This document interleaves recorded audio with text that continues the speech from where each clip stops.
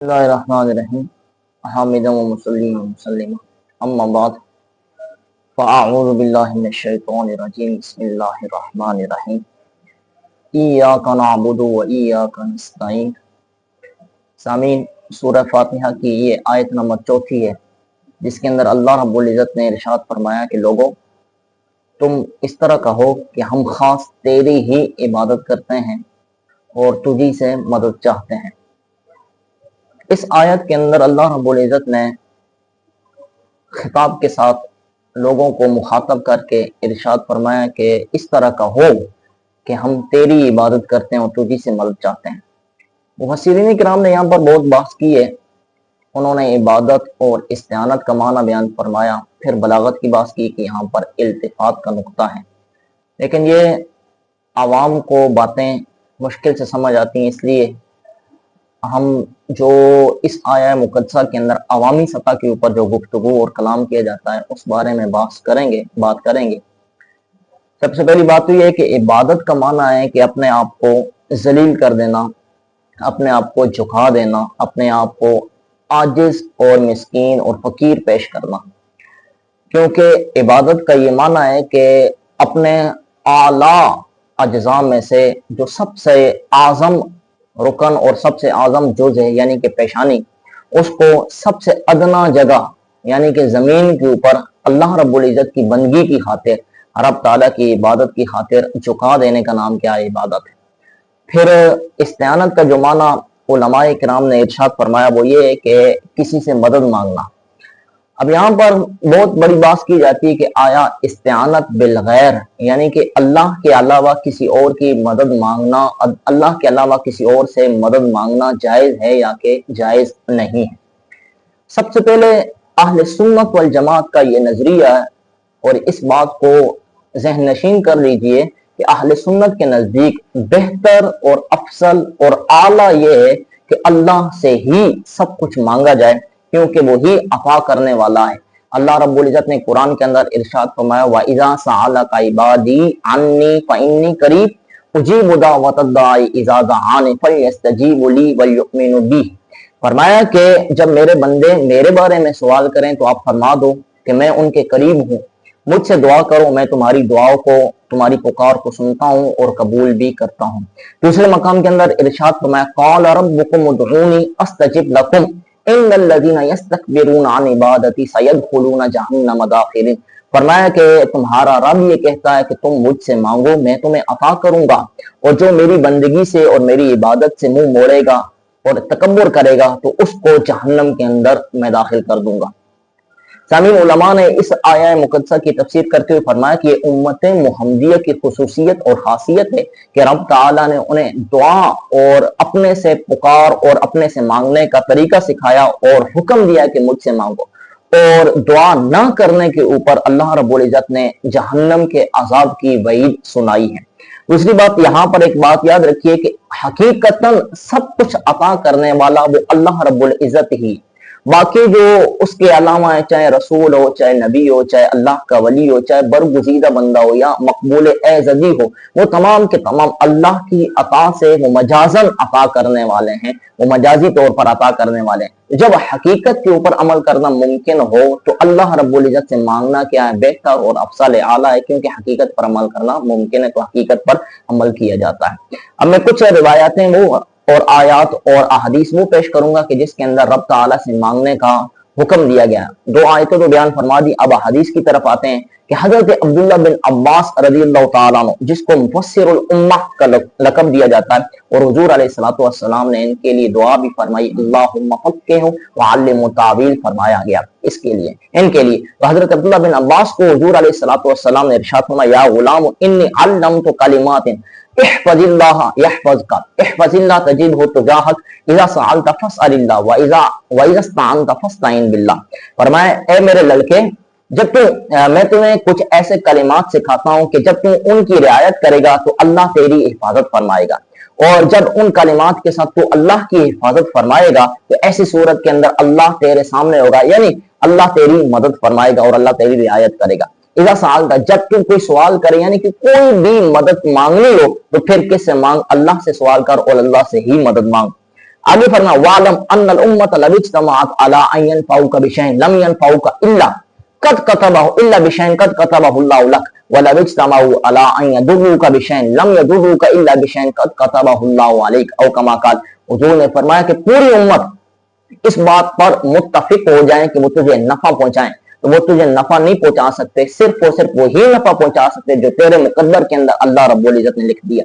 और सारी उम्मत और तमाम उम्मत के लोग इस बात पर इत्तेफाक कर लें और मुत्तफिक हो जाएं कि मैं तुम्हें नुकसान पहुंचाएंगे, हम तुम्हें नुकसान पहुंचाएंगे, तो ऐसी सूरत के अंदर वो सिर्फ और सिर्फ वही नुकसान पहुंचा सकते हैं जो तेरे मुकद्दर के अंदर अल्लाह रब्बुल इज्जत ने लिख दिया है। अब इस बात को अगर बंदा गौर करे तो तमाम के तमाम मसाइल क्या हो जाते हैं, हल हो जाते हैं कि तकदीर के अंदर जो लिखा हुआ है वो जरूर बेजरूर मिलकर रहता है। दूसरे नंबर पर हजरत अबू ज़र ग़िफ़ारी रज़ियल्लाहु ताला अन्हु की रिवायत है कि हजरत अबू ज़र ग़िफ़ारी को हुजूर अलैहिस्सलातु वस्सलाम ने इरशाद में अल्लाह तसअलन नास शैअन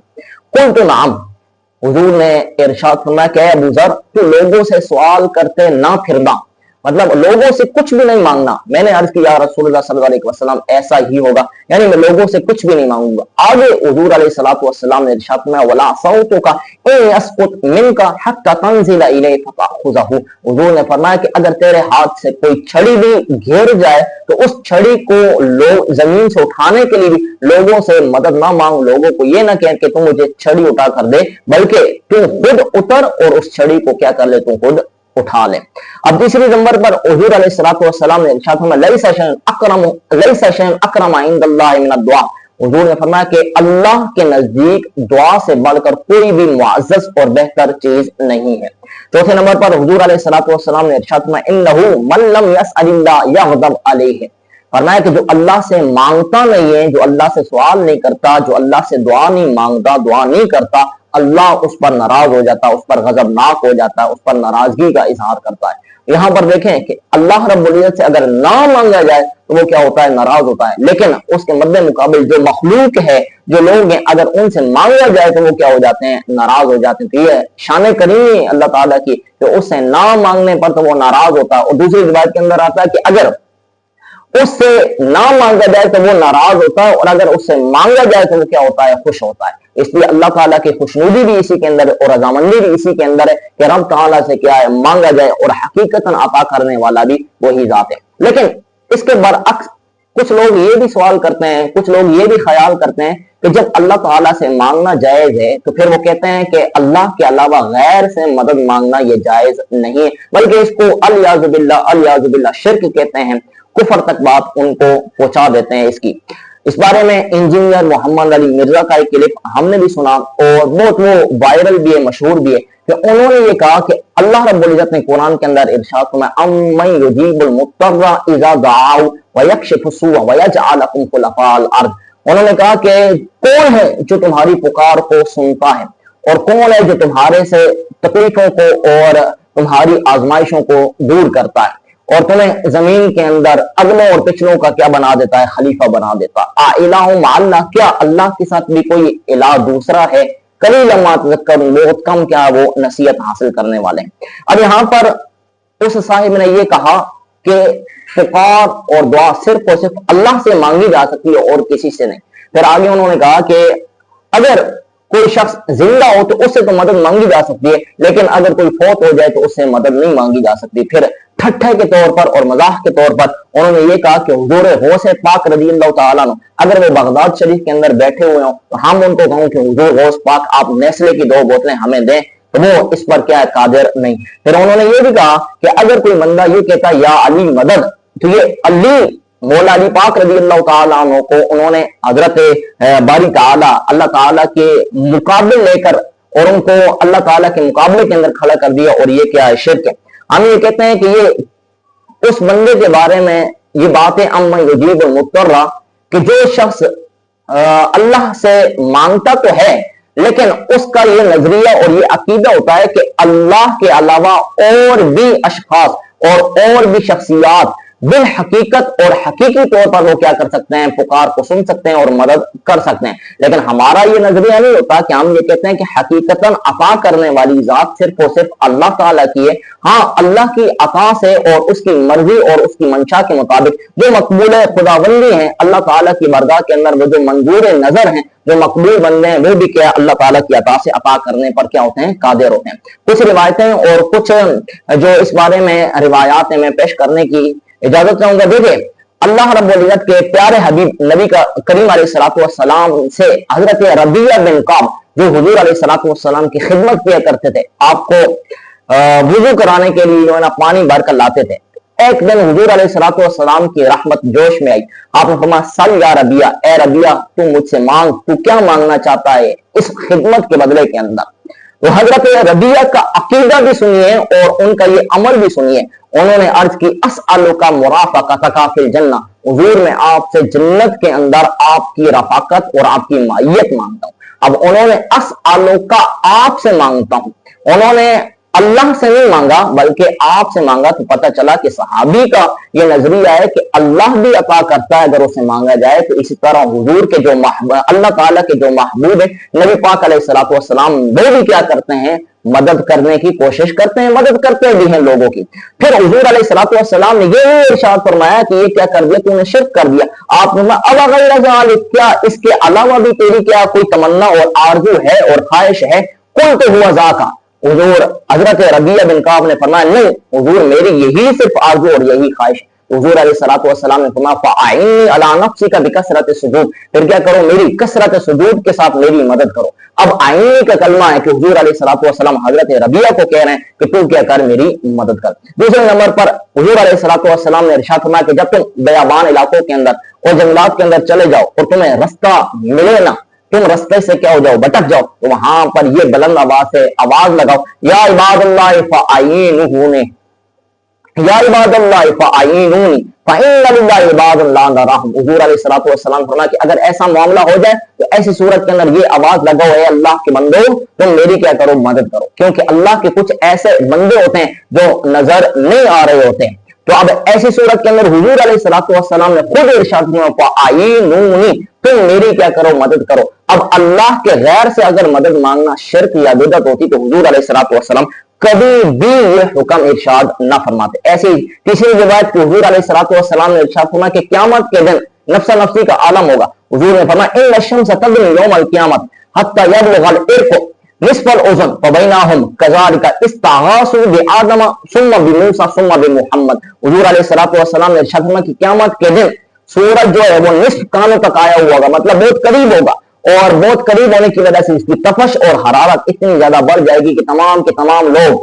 پسینوں کے اندر ڈوبے ہوئے ہوں گے, پسینوں کے اندر غرق ہو رہے ہوں گے. تو اس وقت لوگ جائیں گے تو حضرت آدم علیہ الصلوۃ والسلام کے پاس استغاثہ کرنے کے لیے, مدد مانگنے کے لیے, پھر موسیٰ کے پاس جائیں گے, پھر حضور علیہ الصلوۃ والسلام فرمائے پھر میرے پاس آئیں گے. تو اب لوگ اللہ کی بارگاہ کو چھوڑ کر آدم کے پاس جا رہے ہیں, موسیٰ کے پاس جا رہے ہیں, اور محمد مصطفیٰ صلی اللہ علیہ وسلم کی بارگاہ کے اندر جا رہے ہیں. یہ تو کیا اللہ تعالیٰ کے سامنے وہ کیا کر رہے ہیں, شرک کر رہے ہیں, جو کہ درست ہے اور نہیں ہونا چاہیے آپ کے قول کے مطابق, لیکن روایات کے اندر اس کا بھی ثبوت ملتا ہے. چوتھی روایت کہ حضرت فاطمہ بنت اسد رضی اللہ تعالیٰ عنہ کے بارے میں, یہاں پر یہ بھی بات یاد رکھیے کہ کچھ حضرات یہ کہتے ہیں کہ جو زندہ ہیں ان سے تو کیا مدد مانگی جا سکتی ہے, لیکن جو مردہ ہیں ان سے مدد مانگنا جائز نہیں. ہم یہ کہتے ہیں کہ مردہ اور زندہ کے درمیان کوئی فرق نہیں ہے, جو مقبول خداوندی ہے چاہے وہ زندہ ہے چاہے وہ مردہ ہے, اس سے مدد مانگنا جائز ہے. حضور علیہ الصلوۃ والسلام حضرت فاطمہ بنت اسد مولا علی پاک رضی اللہ تعالیٰ عنہ کی والدہ صاحبہ کا جب انتقال ہوا, حضور علیہ الصلوۃ والسلام نے ان کا جنازہ بھی پڑھایا اور ان کی قبر کے اندر خود تشریف بھی لے گئے, تھوڑے سے لیٹے بھی وہاں پر.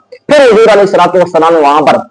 دعا مانگی, ورنہ اللہم اغفر لی امی فاطمہ ابنت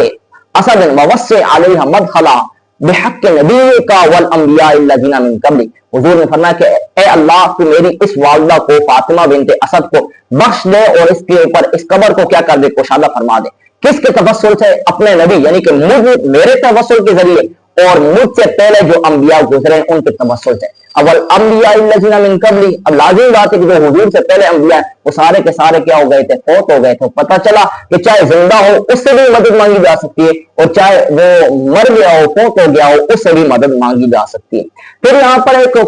بعض حضرات یہ بھی فرق کرتے ہیں کہ ما فوق الاسباب اور ما تحت الاسباب، یعنی کہ اسباب کے نیچے جو چیزیں ان کی تو مدد مانگی جا سکتی ہے، جو سبب کے تحت آتی ہے، کسی ذریعے کے